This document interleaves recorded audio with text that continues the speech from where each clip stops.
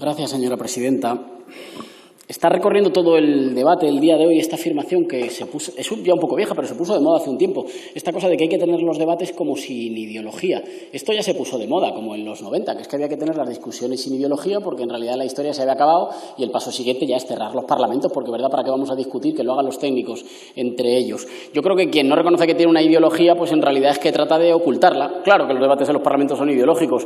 Bienvenidos sean. Es que aquí es el único sitio donde son ideológicos. En el resto del sitio se impone el ordeno y el mando de quien tiene más poder o de quien tiene más privilegio. Decía antes el señor Garcés, el portavoz del Partido Popular, que estamos en una economía liberal que se basa en la libertad individual.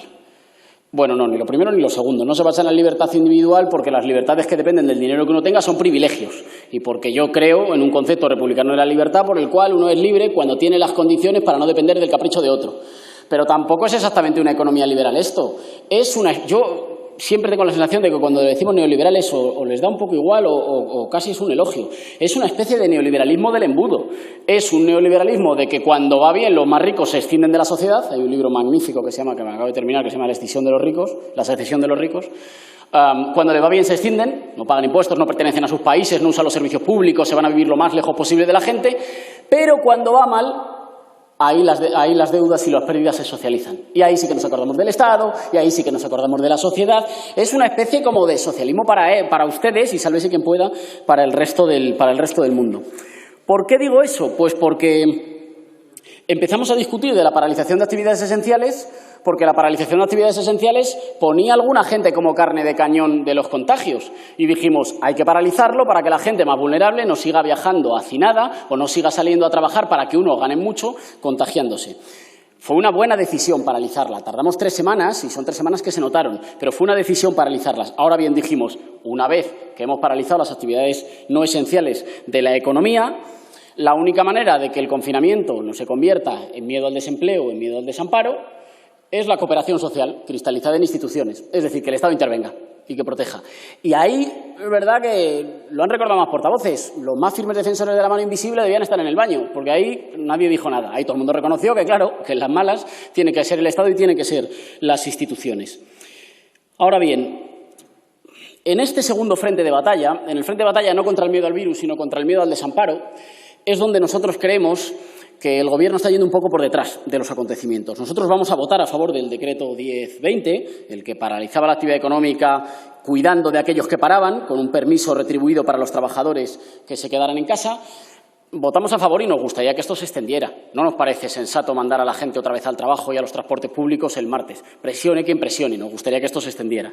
Pero, sin embargo, creemos que es insuficiente el decreto 920 que deja en la intemperie a millones de españoles.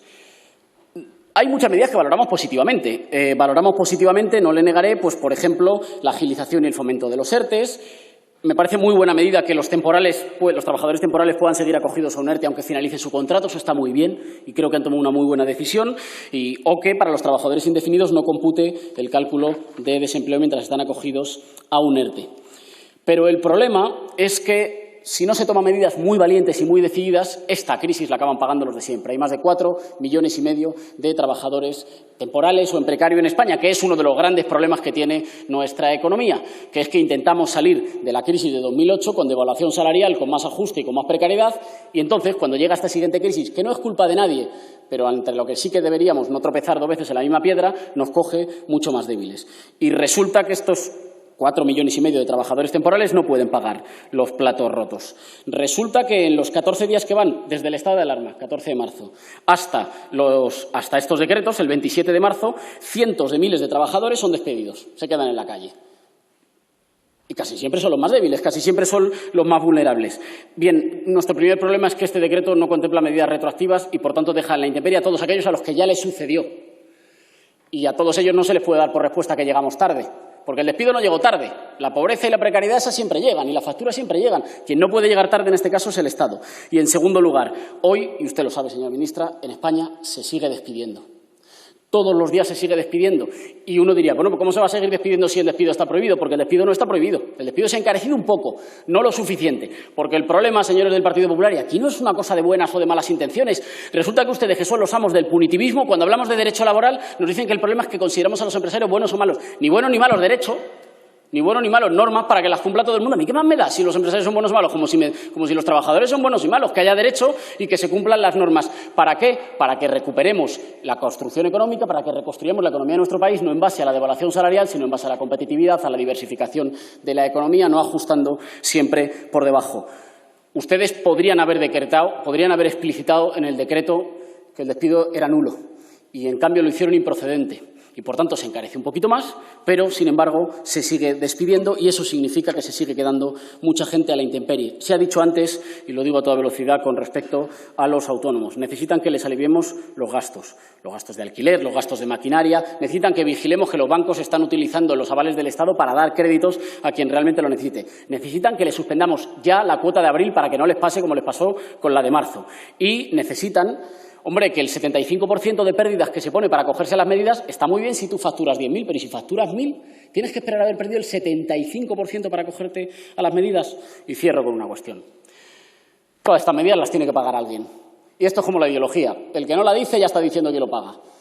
Todas estas medidas, en muchos casos en las que el Estado se adelanta y lo hace de forma valiente y asume muchos costes, por ejemplo en los ERTEs, si no se movilizan recursos, ya sabemos lo que van a ser. Van a ser o deuda o van a ser recortes. Está bien pedirle a Europa, y lo hemos dicho, y ojalá la derecha, que es tan patriótica cuando se trata de insultar a otros pueblos del Estado español, se sumara en este caso al patriotismo para exigir que los poderes financieros no pisoteen la soberanía española. Está bien exigir dinero a Europa, pero hay que movilizar dinero aquí. Sin una reforma fiscal justa que haga que quien más tenga contribuya, al menos como contribuyen sus socios europeos, nos tememos que una parte de estas modificaciones se puedan convertir o en deuda y, por tanto, una crisis de deuda o en recortes.